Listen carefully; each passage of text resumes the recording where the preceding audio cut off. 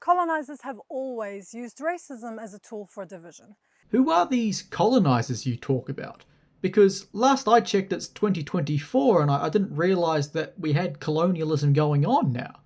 So if you could do us all the public service and actually inform us of who these colonizers are, I would very much appreciate it. And it's no different now with a coalition government that's funded by the richest people in this country, the literal elites. Ah, the coalition government, is that who the colonizers are? And I would also note, funded by the richest people in the country. Yes, much like the Green Party have very, very wealthy backers, the Labour Party have very, very wealthy backers, the Party Māori have very, very wealthy backers, they have all iwis worth billions backing them. So, yeah, it's somewhat interesting to me that it's really, really bad when the coalition government that we have now has very rich people backing them, but if it's not the coalition government, it's not an issue. I'm not really sure how we can have these levels of hypocrisy and take anything you say seriously. They're doing the bidding of landlords and corporations. They're Doing the bidding of landlords and corporations? Well, the landlords are their voters, so it makes complete sense that they would do something that their voters want them to do. As for the corporations, well, I do have to bear in mind you're a Marxist, so I would understand why you have an issue with corporations, particularly ones that make profits, whereas you have to do a TikTok grift where you lie to the public with absolutely delusional ideologies responsible for over 100 million deaths in the last 100 years.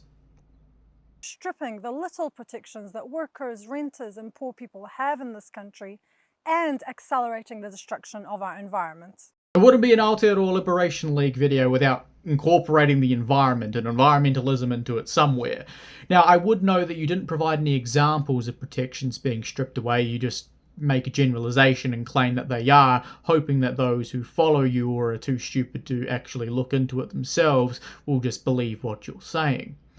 But as far as stripping away protections is concerned, I mean, these are more just kind of ideological preferences with respect to policy. It's neither here nor there. Meanwhile, they're telling us to blame Māori for all of our issues. Bingo! We have now proved beyond contention that you have absolutely no credibility. How can you sit there and claim that the coalition has blamed all of our issues as a nation on Māori when no one in the coalition has ever done such a thing? No one in the coalition has ever believed such a thing, and no one in the coalition will ever believe such a thing. That is utterly nonsensical. It is a complete fabrication, complete work of fiction. The fact that you are spewing this divisive nonsense is the exact reason why tensions in this country are heating up. It's because of liars such as yourself and your partner. Spewing lies. Over and over and over, whilst pretending you're the good guys. Who, like other Indigenous people, are busy climbing their way out of the poverty imposed on them by the colonizer. Actually, I think you're 100% onto something here. I do recall reading about a piece of legislation from the 1800s which quite forthrightly imposed upon Māori basically a lifetime of poverty. It guaranteed that Māori would be in poverty and that they would remain in poverty for decades, and the only way they would ever get out of it is by blaming the white man and using all of the systems that the white man give to them to try and tear the white man down and subjugate them so that they can come into their own. You know, something almost biblical in nature. That's 100% what's happened. But still finding time to fight for the environment on behalf of all of us. This makes attacking Māori doubly useful for the government. One, distract us from the fact that they've sold us out to the rich, and two, demonize the main community out there on the front lines fighting to stop corporations from having full control over this land.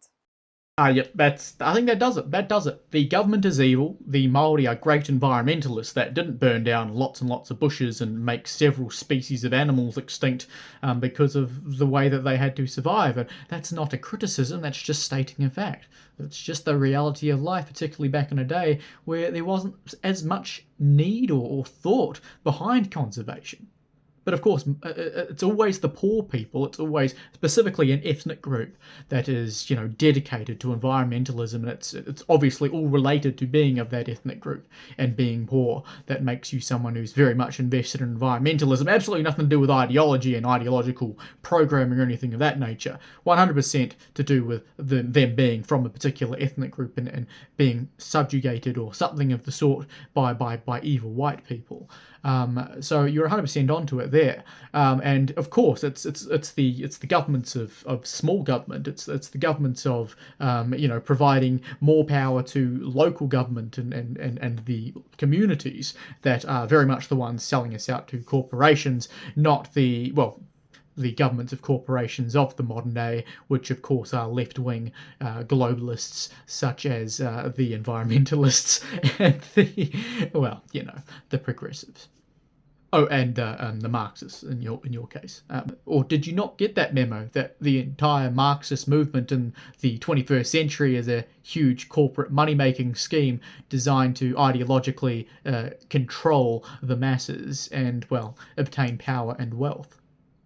You didn't know that? Well, I can't say that you're particularly bright.